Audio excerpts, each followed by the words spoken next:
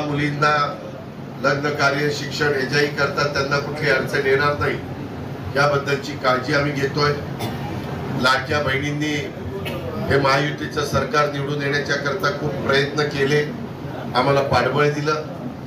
त्यावेळेस अर्थसंकल्प सादर करत असताना काही जण म्हणाले की आता ही योजना हे बंद करतील, परंतु लाडक्या बहिणीची योजना आणि वीज माफीची योजना आम्ही बंद केली नाही। ती खऱ्या अर्थाने माझ्या महिला वर्गाला मदत करणारी आहे। उलट मुश्रीफ साहेबांना पण मी सांगेन की काही बँकांनी काही जर महिला एकत्र आल्या आणि काही त्यांनी उद्योग करायचं ठरवलं तर त्याच्यातनं त्यांना दर महिन्याला 1,500 रुपये मिळतात। समजा 50 महिला एकत्र आल्या किंवा 40 महिला एकत्र आल्या तर 15 चोक 60,000 रुपये त्यांना महिन्याला मिळणार आहेत, म्हणजे वर्षाला 7,20,000 72। आणि मग त्याच्यात तेवढी परतफेड मुश्रीफ साहेब ते करू शकतात।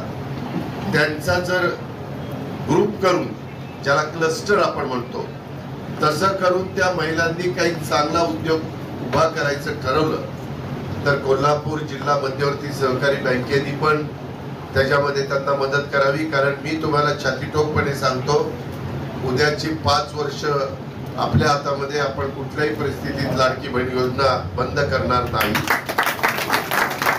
मला थोडंसं ओढाताण होतीये, परंतु मी त्याच्यातनं मार्ग काढलेला आहे। पुढं काय कशा पद्धतीनं केव्हा वाढ करायची परिस्थिती दुरूप मी पण निर्णय घेईल। मी परवा सभागृहामध्ये पण सांगितलं असतं की सोंग करता येतात, पैशाचा सोंग करता येत नाही, कारण 45,000 कोटी रुपये वर्षाला आम्ही आमच्या लाडक्या बहिणींना देतोय आणि एवढी मोठी रक्कम मार्केटमध्ये येते। त्याच्यातून असं काही चांगले उद्योग बँकांची मदत घेऊन रिझनेबल त्याला व्याज लावून करता आलं तर ते एक चांगलं काम महाराष्ट्रामध्ये उभं राहू शकतं। काही भागामध्ये ते सुरू करण्यात आलेलं आहे, याही गोष्टीची नोंद कृपा करून आपण सगळ्यांनी घ्यावी। महत्वाचं आहे, तुम्हाला काही महिला विचारतील 2100 रुपये देणार होता त्याचं काय झालं, त्यांना म्हणा महायुतीनं तो शब्द दिलेला आहे। 5 वर्षाचं सरकार आहे, माझी एकंदरीत इन्फ्रास्ट्रक्चरचे पैसे आणि मूलभूत जे काही आपले प्रश्न आहेत ते एकदा रांकेला लागल्यानंतर परिस्थितीनुरूप मी सभागृहात पण सांगितलंय आपण त्यावेळेस ते निर्णय घेऊ। परंतु काही म्हणत होते ती योजना बंद होईल, ती योजना मी बंद करणार नाही। पण महिलांनो, लाडक्या बहिणींनो, ती गरीब महिलांच्या करता आहे।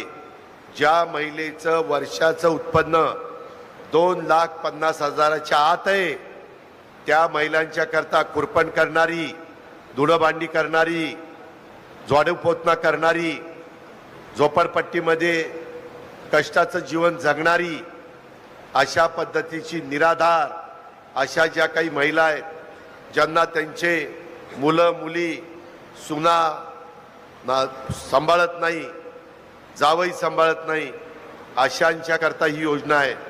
तरी त्यांची संख्या काही प्रचंड मोठी आहे। मागं ज्यांना आर्थिक परिस्थिती चांगली असताना दिलं गेलं हे परत आम्ही घेणार नाही। पहिलं रक्षाबंधनाच्या निमित्तानं तुम्हाला ओवाळणी दिली, नंतर भाऊबीजेच्या निमित्तानं ओवाळणी दिली, आता होळीच्या निमित्तानं मला वाटतं 3,000 रुपये दिले।